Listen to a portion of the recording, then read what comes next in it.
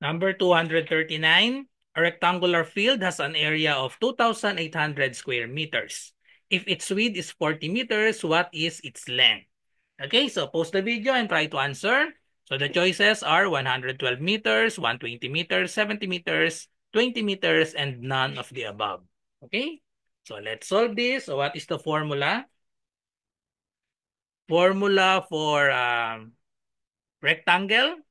So the question is, what is its length given is the area. Okay, so what is the formula for area of a rectangle? So let's draw the rectangle. The formula for area is equal to length times width.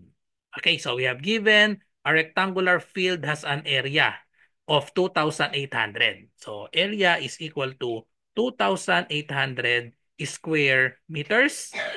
And then if its width is 40 meters, its width is 40 meters, so W is equal to 40 meters. The question is, what is its length? So we want to find the length. Okay? So let's just substitute to the formula A is equal to length times width. So the value of A is 2,800 meter squares. That is equal to length times width.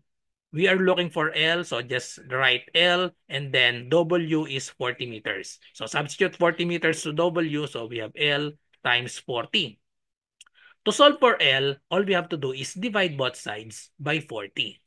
So divide both sides by 40. So therefore, the value of L is, so we can do this mentally. We can cancel out the 0.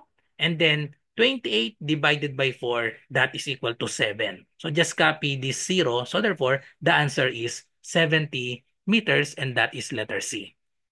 Follow me for more content like this.